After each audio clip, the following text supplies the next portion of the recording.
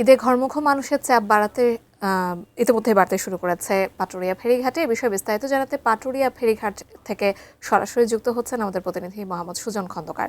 সুজন, এই মুহূর্তে ফেরিঘাটে কেমন দেখতে পাচ্ছেন যাত্রীদের ভিড় এবং কোনো ভোগান্তি তারা পোহাচ্ছেন কিনা? জি, ধন্যবাদ আপনাকে। আমি এই মুহূর্তে রয়েছি পাটুরিয়ার ৩ নং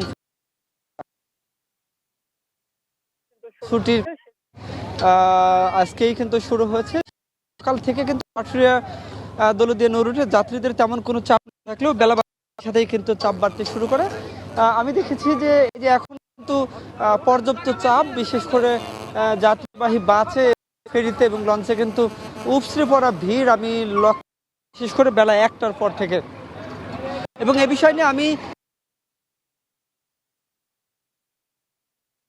চালকদের সাথে কথা বলেছি, তারা আমাকে বলছিল যে তেমন বিষয় জানিয়ে রাখতে চাই যে আজকে কিন্তু গার্মেন্টসের কিছু অংশ ছুটি হবে এবং গার্মেন্টসের বাকি অংশ কিন্তু আগামীকাল ছুটি হওয়ার কথা। সেই কারণে কিন্তু দৌলতদিয়া পাটুরিয়া নৌরুট দিয়ে ধারণা করা হচ্ছে এবার প্রায় ১ কোটি মানুষ দক্ষিণ পশ্চিমাঞ্চলের যে মানুষ রয়েছে তারা কিন্তু নারীর টানে বাড়ি ফিরবে। অর্থাৎ এই চাপ সামলাতে কিন্তু এবার পাটুরিয়া দৌলতদিয়া নৌরুটের যে ৪টি ঘাট রয়েছে এই ঘাটগুলোকে কিন্তু প্রচুর পরিমাণ বেগ সামলাতে হবে। কারণ হচ্ছে যে এই ঘাটের যে ব্যবস্থাপনা, এই ঘাটগুলো কিন্তু প্রচন্ড খারাপ এবং গাড়িগুলো উঠতে কিন্তু প্রচুর পরিমাণ সমস্যা হচ্ছিল।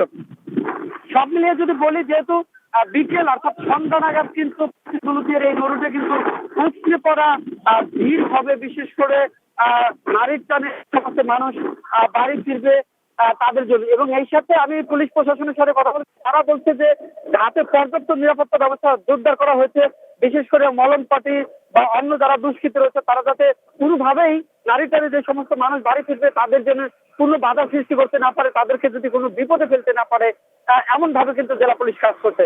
যাকে এই ছিল আমার কাছে পাটুরিয়ার এই ঘাট থেকে এখন পর্যন্ত নারীর টানে বাড়ি ফেরার সর্বশেষ খবর।